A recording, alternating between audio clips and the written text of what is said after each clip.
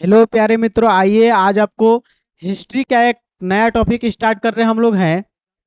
आज हम लोग हिस्ट्री में मॉडर्न हिस्ट्री को देखेंगे।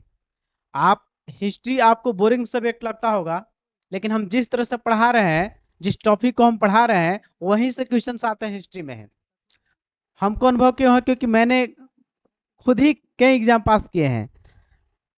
खुद ही जो है by Sam Yadav PG CTET qualified, खुद ही सीटेट हमने पास किया है और भी रेलवे कई एग्जाम को हमने पीटी क्वालिफाई किया है। इसलिए हम किस तरह से हिस्ट्री को पढ़े हैं कि कम समय में आपको ज्यादा नंबर आएगा और एक बेहतरीन की आप पकड़ कर पाइएगा मॉडर्न हिस्ट्री में। तो चलिए कैसे हम लोग मॉडर्न हिस्ट्री को पढ़ेंगे। एक अनुभवी टीचर से पढ़िए, ठीक है, चाहे कोई भी हो अनुभवी।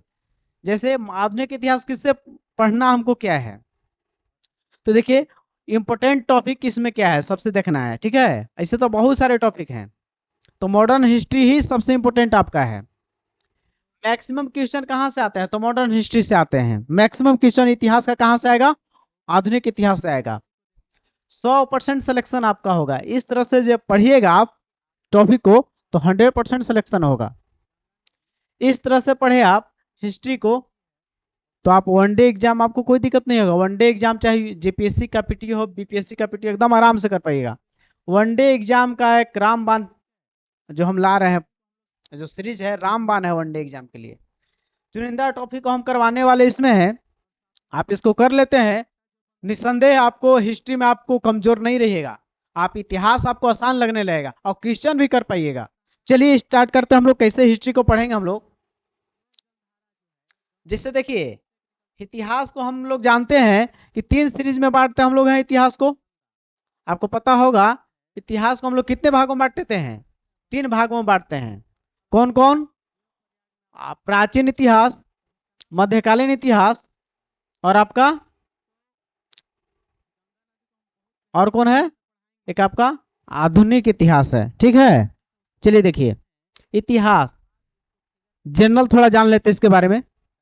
पूछता है इतिहास हिस्ट्री। इतिहास क्या है? बीता हुआ कहानी जो एक बड़े भूभाग को प्रभावित करता हो, अस्मरणीय हो। इतिहास का पिता कहे तो हेरोडोटस साहब को बोलते हैं। फादर ऑफ हिस्ट्री हेरोडोटस साहब हैं। इतिहास का पिता कहते हैं इनको। इन्होंने हिस्टोरिका बुक लिखा है। हेरोडोटस साहब क्या किए हैं? हिस्टोरिका एक बुक लिखे थे। उसमें 5वीं सदी ईसा पूर्व में इंडिया और फारस के संबंध का वर्णन करते हैं। 5वीं ईसा पूर्व पहले इंडिया और फारस का मतलब उसका इतिहास का वर्णन किए हैं। इतिहास को पढ़ने के लिए 3 कालखंडों में, प्राचीन इतिहास, मध्यकालीन इतिहास और आधुनिक इतिहास। तो सबसे इंपॉर्टेंट अभी आपका जो एक एग्जाम में क्वेश्चन आता है आधुनिक इतिहास से, और आधुनिक इतिहास को पहले फोड़ेंगे हम लोग क्योंकि वहां से ज्यादा क्वेश्चन आता है। चलिए हम लोग आधुनिक इतिहास में हम लोग पढ़ेंगे जिसको हम लोग देख चुके हैं। चलिए आधुनिक इतिहास में हम लोग देखने वाले हैं प्रमुख युद्ध कहां से क्वेश्चन आता है। देखिए मैसूर राज को पढ़ने वाले हैं। मैसूर के हैदर अली पहले राजा बनते हैं, उसके बाद उनका पुत्र जो है टीपू सुल्तान। तो देखिए प्रथम आंग्ल मैसूर युद्ध, प्रथम आंग्ल मैसूर युद्ध जो है अंग्रेजों और मैसूर के जो शासक उसके बीच लड़ा गया है आंग्ल मैसूर युद्ध। तो प्रथम आंग्ल मैसूर युद्ध 1767 से 69, गवर्नर जनरल का पीरियड नहीं।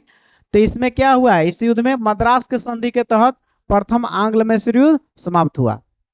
सेकेंड आंग्ल मैसूर युद्ध जो आपका है 1780 से 84 चलता है। अब इस समय जो हमारा गवर्नर जनरल थे वारेन हेस्टिंग्स साहब थे।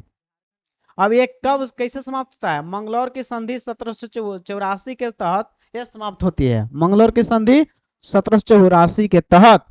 अब तीसरा आंग्ल मैसूर युद्ध जो है आपका 1790 से 92 चलता है और उसमें गवर्नर जनरल है कॉर्नवालिस साहब। पूछता है कि तीसरा आंग्ल मैसूर युद्ध में कौन गवर्नर जनरल था? तो आपका आंसर क्या हो जाएगा प्यारे मित्रों? कॉर्नवालिस। अब ये कैसे युद्ध समाप्त हुआ?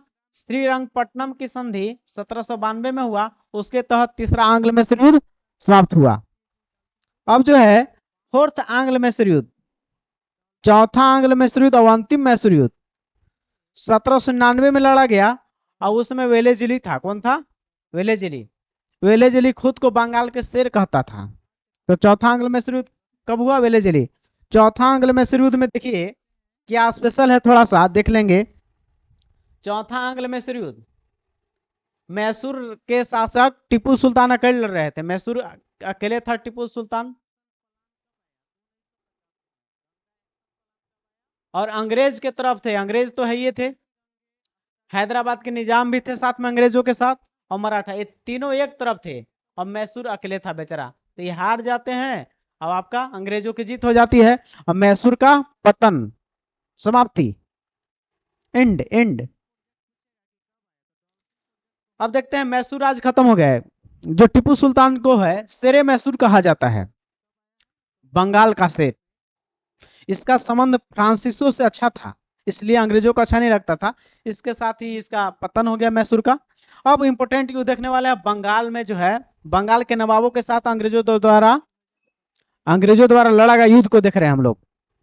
क्या है प्लासी का युद्ध? कब हुआ है प्लासी का युद्ध? तो 23 जून 1757 को। पूछते हैं कब हुआ है प्लासी का युद्ध बाबू?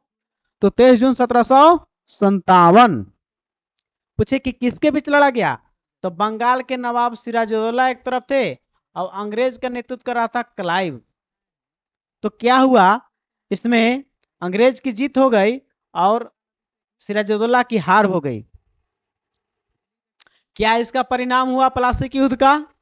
कि अंग्रेज जीत गए, ईस्ट इंडिया कंपनी की विजय हुई, और बंगाल के नया नवाब कौन बन गया? मीर जाफर। मीर जाफर क्यों बन गया? कि मीर जाफर धोखा दिया था, और अंग्रेज के साथ दिया था। किसको धोखा दिया? सिराजुद्दौला का। कहा था मीर जाफर। हार के कारण क्यों बना? कि सेनापति जो था सिराजुद्दौला का, मीर जाफर, ये मिल गया जाके अंग्रेजों से, क्लाइव मिला लिया था इसको, इसलिए अकेले बेचारा मारा गया सिराजुद्दौला। अब ये क्यों? क्योंकि अभी क्या बनेगा, परिणाम क्या हुआ? कि मीर जाफर क्या बन गया? बंगाल का नवाब। ये प्लासी का युद्ध था। अब देखिए बक्सर का युद्ध, ऐसे पढ़ेंगे तो आपको हिस्ट्री में एक भी नंबर नहीं छूटेगा, एकदम फाइनल समझिए। देखिए कैसे आप देखिएगा एग्जाम देके इसको पूरा सीरीज करके। बक्सर का युद्ध कब हुआ है बाबू? पहले पूछता है कि बक्सर का युद्ध कब हुआ है? तो 22 अक्टूबर 1764 को हुआ था। 22 अक्टूबर 1764। अब किसके बीच लड़ा गया था बक्सर के युद्ध हुआ बाबू? बक्सर बिहार में है, तो अंग्रेज लड़े थे। अंग्रेज की तरफ से कौन था? Hector Munro. अंग्रेज की तरफ हेक्टर मुनरो बाबू थे। और इधर देखिए, इधर कौन था? एक तरफ मीर कासिम बंगाल के नवाब था, सुजाउद्दौला अवध का नवाब, और शाह आलम मुगल सम्राट। तो ये सब युद्ध हार जाते हैं, और कौन जीत गया? अंग्रेज। हेक्टर मुनरो की जीत हो जाती है अंग्रेजों का, और इन लोग हार जाता है। हार के बाद कहता है कि रुको रुको, तुम लोग के कुछ करेंगे तब तक मानेगा नहीं, तो संधि करवाता है। तो परिणाम क्या हुआ बक्सर युद्ध का? 1765 में इलाहाबाद की संधि होती है। क्या होती है? इलाहाबाद की जीत। अब भारत में एक मजबूत कदम इन लोग का, भारत में इन लोग का विजय जो बक्सर का युद्ध हुआ, इसके बाद यहाँ इन लोग सोचा कि अब हम लोग का यहाँ कंपनी नहीं रहे, हम लोग यहाँ राजा भी बनेंगे, यहाँ का राज करेंगे, राज राज। आप जानते हैं कि फिर राज किया इन लोग 200 वर्षों तक। ईस्ट इंडिया कंपनी की विजय हुई इस युद्ध में। अब ईस्ट इंडिया कंपनी को क्या मिला? बंगाल के, बिहार के, और उड़ीसा के दीवानी मिल गया। दीवानी मैंने वहां का टैक्स वसूलीला मिल गया मौका। तो बंगाल बिहार उड़ीसा को दीवानी किसके तहत मिला? ये बक्सर के युद्ध के परिणाम। तो प्लासी के युद्ध और बक्सर के युद्ध भारतीय इतिहास में अंग्रेजों के लिए, यहाँ जगह बनाने के लिए, यहाँ राज करने के लिए सबसे महत्वपूर्ण युद्ध माना जाता है। इसी युद्ध के बाद भारत में अंग्रेजों का दबदबा बना। अब कंपनी व्यापार नहीं, यहाँ राज करेगी, किंग मेकर की भूमिका में आ गई। आओ देखिए कौन कौन अंग्रेजों के साथ युद्ध लड़ा गया, बड़ा इंपोर्टेंट है। एक युद्ध है बेदरा का युद्ध, बड़ा इंपोर्टेंट है, बहुत पूछता है। बेदरा का युद्ध कब हुआ था बाबू? तो बेदरा का युद्ध कब हुआ? 1759 में। 1759 में केकरा केकरा बीच हुआ? देखिएगा, छपेगा ये एग्जाम में। अंग्रेज और डचों के बीच हुआ, अंग्रेज और डचों के बीच में। लेकिन बेचारा अंग्रेज लोग जीत गया। क्या हुई? जीत। अब इन लोग क्या, डच लोग क्या हो गया? हार। अब डच बाबू जाइए अपन देश, इन लोग कहां चल गया? डच खत्म हो गया यहां से। अब क्या हुआ? डचों का पतन किस युद्ध के तहत हुआ? तो बेदरा का युद्ध हुआ, जो 1759 में उसमें इसमें डचों की हार हुई और डचों का पतन वेदरा के युद्ध के तहत 1767 में हो गया। ऐसे पढ़िएगा तो एको नंबर नहीं छूटेगा, ऐसे युद्ध पढ़ना है मॉडर्न हिस्ट्री को। आइए, वांडीवास का युद्ध क्या है बाबू? वांडीवास का युद्ध हुआ, बताइए। वांडीवास का युद्ध पूछता है कि पहले कब हुआ। वांडीवास का युद्ध कब हुआ है? 1760 में वांडीवास का युद्ध हुआ है। अब केकरा केकरा बीच में हुआ है? तो अंग्रेज के तरफ से था आयरकुट। कौन था अंग्रेज का? आयरकुटवा था, बड़ी बदमाश था। अब इधर कौन से था? फ्रांसीसी का कौन नेतृत्व कर रहा था? लाली। लाले रह गया, लाल खतरा ही हार गया। फ्रांसीसियों की हार हो गई और जीत किसकी हुई? अंग्रेजों की। परिणाम क्या हुआ? फ्रांसीसियों का पतन हो गया, बेचारा डच भी भागा। कौन भागा? फ्रांसीसी भी भागा। डच हारा कौन युद्ध में? वेदरा के युद्ध में। और फ्रांसीसी हारा और भागा यहां से वांडीवास के युद्ध में। ऐसे युद्ध वाला पढ़िएगा बाबू ना, तो हिस्ट्री में आपके को नहीं छूटेगा क्वेश्चन यहाँ मॉडर्न हिस्ट्री से। ऐसा सीरीज मेरा आएगा लगातार, आप मेरे सीरीज में बने रहते हैं तो निस्संदेह आपको इतिहास में एक भी क्वेश्चन नहीं छूटेगा, क्योंकि हमने खुद ही एग्जाम क्वालिफाई किया है, सीटेट पेपर 2 क्वालिफाइड, साथ ही बहुत सारे एग्जाम पीटी जो क्वालिफाई किया है मैंने, इसलिए हमको अनुभव है कि कैसे पढ़ना। अब याद भी आपको करवा देंगे, याद रखिएगा। मिलते हैं नेक्स्ट वीडियो में प्यारे मित्रों। मेरे वीडियो को ज्यादा से ज्यादा लाइक कीजिए, सब्सक्राइब कीजिए, अपने दोस्तों में शेयर करवाइए। आपको एक से एक वीडियो हम लाएंगे, आप अपना प्यार दिखाइए, आपको एक से एक वीडियो दिखाएंगे हम आपको। अब एग्जाम में वही छपेगा जो हम बताते हैं, श्याम यादव के बताया हुआ क्वेश्चन में छपेगा, याद रखिएगा।